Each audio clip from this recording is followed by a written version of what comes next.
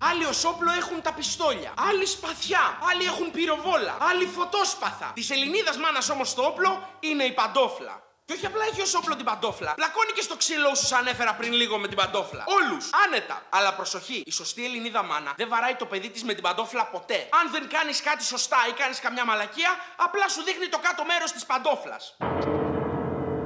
Εκεί έχει τελειώσει το θέμα. Και μην τολμήσεις και κάνεις καμιά μαλακία και φέρεις αντίρρηση, γιατί μετά θα πάει στο δεύτερο στάδιο. Θα σηκώσει και τη δεύτερη παντόφλα.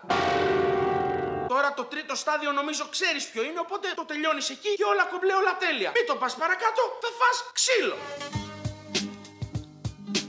Αν έχεις Ελληνίδα μάνα, το ξέρεις ήδη ότι η μάνα σου είναι καλύτερη από σένα σε όλα. Βαθμοί, παρέες, μουσική και οτιδήποτε άλλο μπορείς να φανταστείς. Θα έχει πάντα να πει ότι ήταν καλύτερη από σένα στα χρόνια σου. Και φυσικά ξεκινάει την πρότασή της με τη θρυλική έκφραση σιγά, εγώ στα χρόνια σου.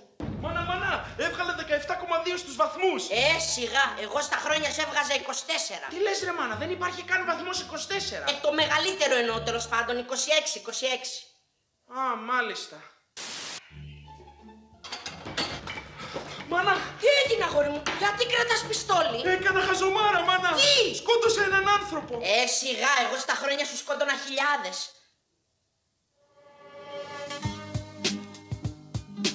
Όταν μιλάει η μάνα σου στο τηλέφωνο, ξέρεις ότι πρέπει να κρυφτείς μέσα σε ένα χαντάκι. Γιατί ειδικά αν μιλάει με θεία, ξαδέρφη και όποιον συγγενή βρει, θα σου πει να μιλήσεις στο τηλέφωνο. Δεν υπάρχει περίπτωση να μην σου το δώσει να μιλήσεις. Καλά αν είναι η θεία. Δεν το γλιτώνεις στο γαμίδι το τηλέφωνο ποτέ. Ρε, και διακοπές στη Χαβάη να ήσουνα, θα σου φέρνε το τηλέφωνο να μιλήσεις. Έλα κίτσα στο αεροδρόμιο, είμαι πάω στη Χαβάη και σε 2 λεπτά στο δίνω, περίμενε. Εδώ έχει να κάνει με τις ζημιές που γίνονται στο σπίτι. Όλοι ρε παιδί μου, έστω μια φορά στη ζωή μας έχουμε κάνει ζημιά στο σπίτι. Είναι απολύτως λογικό. Το θέμα είναι η αντιμετώπιση. Τι γίνεται λοιπόν άμα κάνει η Ελληνίδα μάνα ζημιά?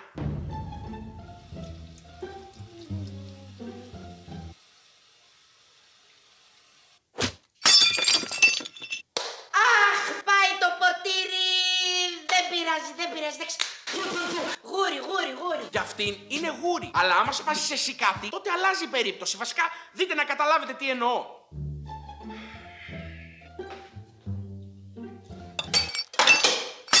Τι έγινε? Sorry ρε μάνα, κατά λάθος.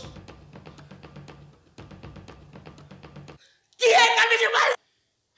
Ελπίζω να καταλάβατε. Και τώρα πάμε σε μια πολύ ιδιαίτερη κατηγορία για μένα, το φαγητό.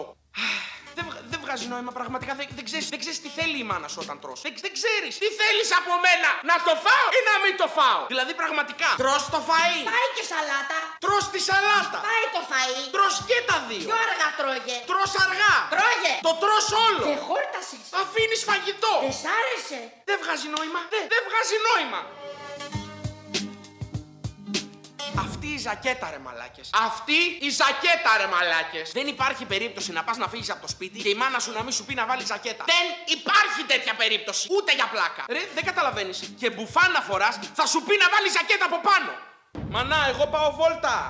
Πού πας έτσι? Τι, πας χωρίς ζακέτα, πας καλά. μα φοράω μπουφάν. Ρε, έλα πάρε μια ζακέτα τώρα και ας χαζομάρες θα κρυώσεις. Το μπουφάν θα σου κλάσει. Ναι ρε μάνα, αλλά δεν θα κρυώσω αφού σου λέω φοράω μπουφάν. Δεν πειράζει, βάλ' την από πάνω. Τι, πάνω από το μπουφάν? Ναι, βάλ' την. Τώρα είσαι οκ, πάνε. Εντάξει.